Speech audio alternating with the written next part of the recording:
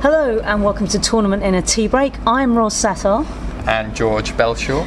And we're at the end of day 3. And just when we thought it was going to be our earliest finish, it looks like we're actually still going to be fairly late. But anyway, what a day it's been. Of course, the biggest news is that Roger Federer is the first man into the semi-finals. Pretty good match we saw just now with Alexander Zverev. Yeah, very enjoyable. They both said they thought they were playing very well. I thought there were quite a lot of errors in the match, unforced errors. But it was definitely the best match we've seen so far, I would say, quality-wise. Zverev pushed him very, very hard. There were a couple of chances, like Zverev had 3 break points at the start of the first set. That was quite a big turning point, if you can have a turning point in the first game of the match. He then was broken very quickly in that third set. Just seemed to lose concentration again. Yeah. But he fought back so well in that second set, and again he's kind of shown the tennis world why he's the most complete package of the youngsters right now. Absolutely. I mean, I think when he came out and had, it was 3 break points up, it was very obvious that he'd come to play. I found the first few games quite tense. They were quite just kind of feeling each other out, I guess. And then, and I did say to you up in the sort of seats, if Roger gets his nose in front, he'll run away. But yeah, one of the things that everybody noticed and we all brought up in the press conference was that he was quite sort of grumpy and muttery in the second set. He was sort of agitated, almost like that kind of anxiety that we saw initially when he was against Sox, sort of ramped up a little bit. But then there was an interesting element where, with his double break cushion, he was like kind of, why am I giving myself a hard time? But I still think I don't know what it is, I still think there's moments of pause that he has in matches at this stage in his career that frustrates him, that he can't do what he used to do back in the day. We've seen it sometimes in the women's game that young players coming up are fearless, and I think that's the sensation I get when I watch Zverev, is he's fearless, and it's always on his racket to lose. In that final set against Cilic, he was a breakdown, and honest to God, it looked like it was just going to be a steamroller. This time around, it definitely looked like it. As soon as Federer got his nose in front, I just felt that he broke his shoulders a little bit. But he was more chipper, impressed this time around than he was after the Cilic win. Go figure. Yeah, it's interesting you point out the kind of Federer moods. I described him as frustrated Federer in my headline. He just seemed to constantly be kind of going at himself, and he said in press afterwards that he felt he'd played the most defensive match of the entire season, and that's true from what I've seen. I mean, most of the matches Federer's really come out, he's kept everything very, very short, and today we kind of saw why. I think Zverev, I saw one stat, I can't remember the exact figures, but shots that were over 9 rallies, Zverev was winning the majority of those, and Federer was trying this quite defensive backhand slice to frustrate the Zverev ground strokes, which are pretty fearsome, and Zverev should take a lot of kind of credit on his own game that someone like Federer is adjusting his game to deal with him at this stage, even as a 20-year-old. I mean, that was very noticeable, certainly towards the end of the first set when Zverev was starting to get more of his eye in. You could see he was pinning Federer right back, and of course we know from olden times, when that chap Djokovic was playing, that if they were going going at it from the baseline, eventually you knew that Federer would just wear himself down.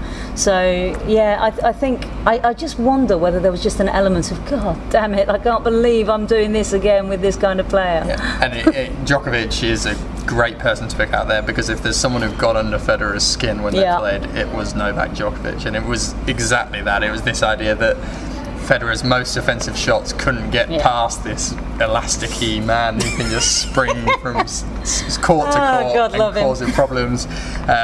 Let's hope he comes back next season, because we could have, Zverev starting to look now like the real deal, I think. I mean, he's going to join this Big Four next season if he improves at 5-set tennis. Sasha, get in the gym, work longer matches, you'll be all right. But get a burger down you, fill out a little bit.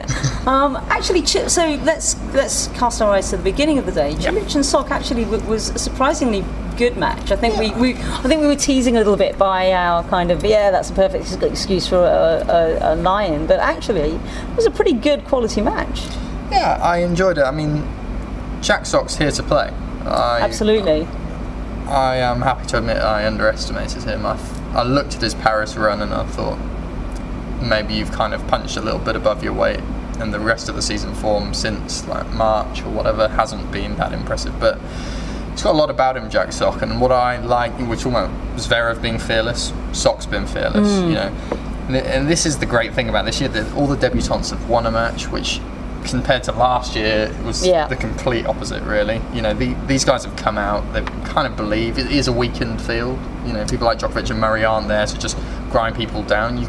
You are being able to kind of express yourselves, and all the matches I think have been very close, and it's been a good level of quality. I said the other day I thought the top 10, 15, they're all fairly equal aside from the very, very top guys, and I think that's showing here. Realistically, we've probably got players who would be ranked 8 to 13 perhaps if the main guys were fit, and it's kind of showing that it's really, really tight, and I'm really enjoying those kind of engaging matches, even if they're not going to get the great media shower they deserve. And also, I think, do you remember like a couple of years ago where it was just so one-sided, the matches, and they were just terrible. You really felt for the crowd that, you know, it was like 1-0 or 2, and I mean, if anybody got to 3, we'd be having a party. Whereas now, I think people are actually getting their money's worth. Even if it's killing us and keeping us very late. Well, every there is night. that, and you know, tomorrow as well. I think we haven't actually come up with any howlers today, so we've done quite well so far. Let's look at tomorrow. Obviously, we start off with Dimitrov and Goffin. Now, that's actually an interesting one to start tomorrow because. You know, it's that I would put that as the popcorn match because that could go long as well. Yeah, I feel tomorrow's somehow going to be even longer than these first 3 days. I don't see there being a short set of points in the match, never mind sets. I think like every single point can be fought for. I mean, Federer was kind of saying that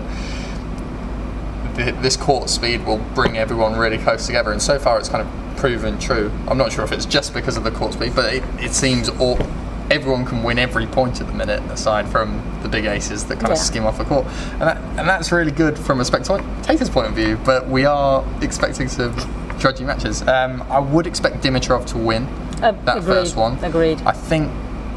Well, the focus was obviously on Rafa in that Goffin match. Goffin does seem to have a slight problem to me as well. Yeah. I'm not sure how major it is, and he'll probably get over it. But with the Davis Cup kind of on the horizon as well, this is another thing in the back of his mind.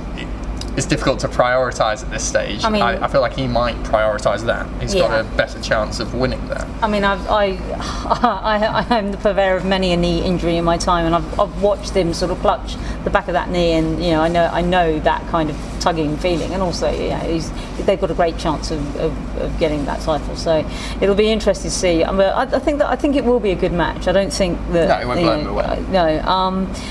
And then, of course, we have Thiem and Carreño Busta.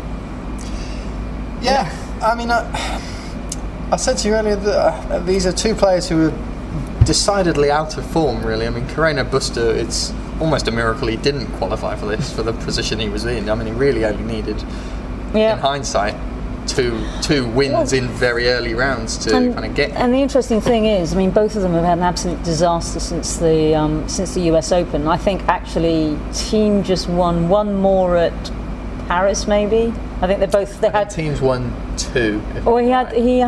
Neither of them had back-to-back wins, and I think Busta had the same in Vienna, and then I think Thiem just went one round further in Paris, I think, and then bombed out. So it's not a great yardstick to measure him by in terms of a win, and let's face it, a loss to Carreño Busta would be a shocker for him, really. Yeah, it really would. I actually. I don't mean any disrespect to PCB, to be fair. I mean, I actually, once Nadal had pulled out, I really fancied Thiem to join Dimitrov in coming out of this group. Yeah. I feel like he'll beat Carreño Busta, and I feel if Dimitrov does beat Goffin, and Thiem's just got Goffin lined up there with the Davis Cup on the horizon, I think Thiem will have the edge there with a bit of renewed confidence. Yeah.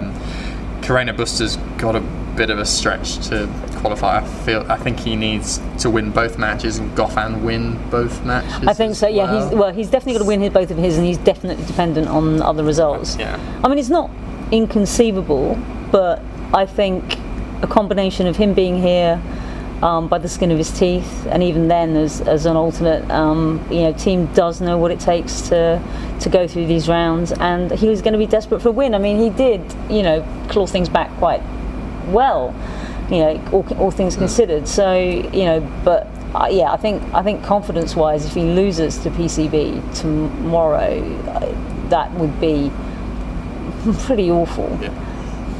So you normally ask the questions, but I'm going to ask you one to kind of mix it up and keep the viewers on their toes. From what you've seen so far, who are your predicted semi-final lineups, and then your predicted final? Now this is interesting, because one of the questions that I was going to ask you is we could well see another Federer and Zverev match. I think I can never get these groups right, and I'm so tired. So that's the one.